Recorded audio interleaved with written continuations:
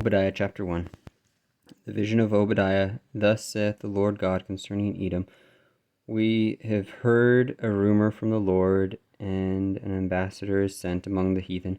Arise ye, and let us rise up against her in battle. Behold, I have made thee small among the heathen. Thou art greatly despised. The pride of thine heart hath deceived thee.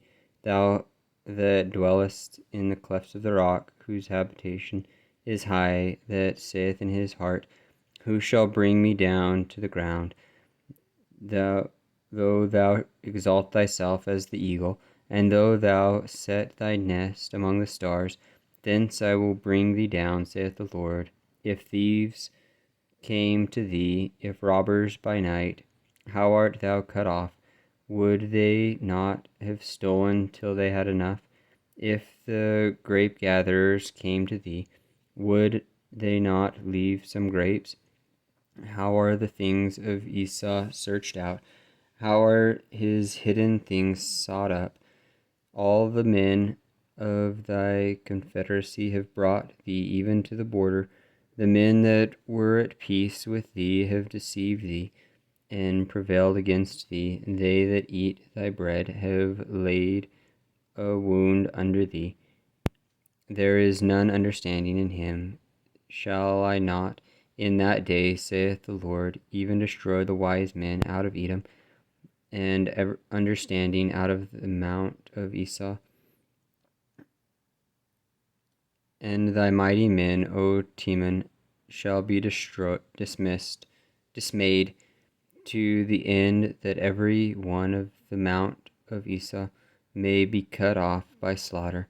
For thy violence against thy brother Jacob, shame shall cover thee, and thou shalt be cut off forever. In the day that thou stoodest on the other side, in the day that the strangers carried away captive his forces, and foreigners entered into his gates, and cast lots upon Jerusalem, even thou wast as one of them. But thou shouldst not have looked on the day of thy brother, in the day that he became a stranger. Neither shouldst thou have rejoiced over the children of Judah in the day of their destruction, neither shouldst thou have spoken proudly in the day of distress. Thou shouldst not have entered into the gate of my people in the day of their calamity. Yea, thou shouldst not have looked on their affliction in the day of their calamity, nor have laid hands on their substance in the day of their calamity. Neither shouldst thou have stood in the crossway to cut off those of his that did escape. Neither shouldst thou have delivered up those of his that did remain in the day of distress. For the day of the Lord is near upon all the heathen. As thou hast done, it shall be done unto thee. Thy reward shall return upon thine own head. For as ye have drunk upon my holy mountain, so shall all the heathen drink continually. Yea, they shall drink, and they shall swallow down, and they shall be as though they had not been.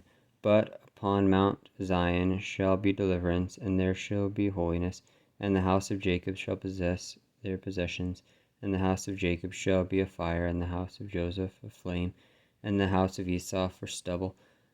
And they shall kindle in them, and devour them, and there shall not be any remaining in the house of Esau, for the Lord hath spoken it. And they of the south shall possess the mount of Esau, and they of the plain of Palestine.